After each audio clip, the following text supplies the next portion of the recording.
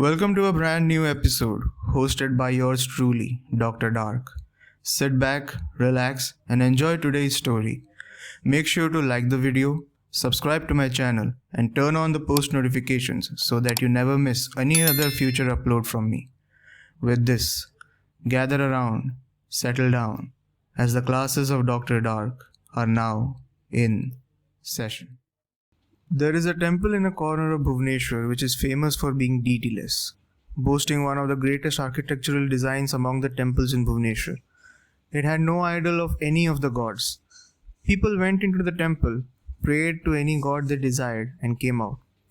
There were some priests who took donations from the devotees. Some took it as their salary and spent the rest in the maintenance of the temple.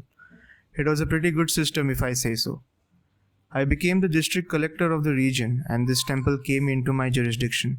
I am a religious man, thus it bothered me that this temple had no deities. The locality itself wasn't developed very well. I had a discussion with my predecessor regarding this, and he said that he wasn't bothered about an unpopulated corner of Bhubaneswar when there were other glaring issues in front of him. Plus, that region was doing well for itself. It needed no meddling.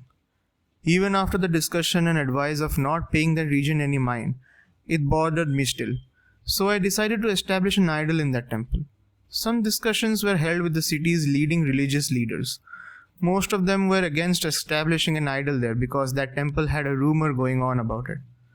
According to the rumor, wherever there was any attempt to establish an idol there, it was found smashed the next day. Many thought it was the work of the gods as no culprit was ever found. I still wanted to do something, so I decided to establish an idol there myself. Using my powers as a district collector, I went ahead and established an idol in there. It was a long and arduous process, but I was relieved that it was successful.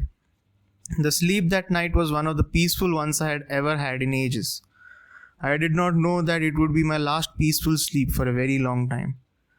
The next day the news came that the established idol was found smashed on the floor of the temple. I was baffled.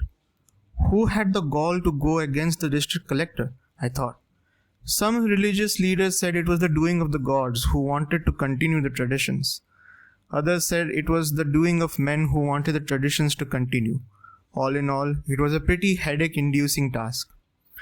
I decided to establish another idol in that temple and this time catch the culprits myself.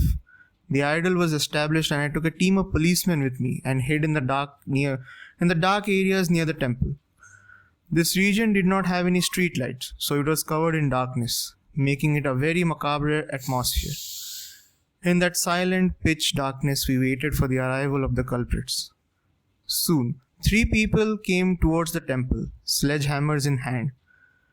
As they started climbing the steps, we became sure of the fact that they were the idol smashers. We went in and ambushed them and caught them red-handed. I was happy that finally one of my headaches got resolved. We took them to the police station for questioning, and they confessed to everything. It was early morning when the questioning finished, giving me no time to sleep, so I decided to get ready for the office. That day I heard a very shocking news. My secretary entered my cabin and said the idol was found smashed in the temple floor today. I was dumbfounded. I caught the culprits myself yesterday. There was no one else hiding nearby too. Then how did they smash the idol? It gave me more determination to catch the culprits once and for all. I went with my previous foolproof plan. This time I even had CCTV cameras installed all around the place to collect the evidence. Again, we hid ourselves in the bushes in the dead of night, waiting to catch the culprit. Suddenly we saw the silhouette of a man with a sledgehammer in hand, walking up the stairs of the temple. We went behind them too. As we reached the top of the stairs, we saw the person facing us. We couldn't see their faces in the pitch darkness, but something in us prevented us from taking even a step further.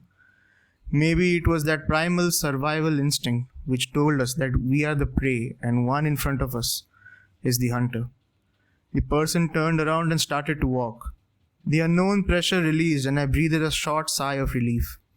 Suddenly I realized that the person was getting closer to the idol. I started running towards them, shouting them to stop. I tried to tackle them and suddenly I was hugging the idol and falling together with it. The next thing I know, the idol was smashed beside me. I smashed the idol. I could feel someone laughing behind me, but all I just felt was fear. I couldn't make the head and tail of the situation. I just couldn't comprehend anything. The next day, we reviewed the CCTV footage and found that there was no one in the temple except us. Then, what was the shadow that made our fear rise to its peak? I just asked myself. It showed me running madly to the idol and tackling it, and smashing it in the process. I have had trouble sleeping at night since then. The idea of establishing an idol in that temple was never entertained again. Your attendance has been recorded. Make sure to follow me on social media on your way out. Have your own stories? Submit them on my subreddit. Tune into my stories anytime and anywhere by listening to my podcast.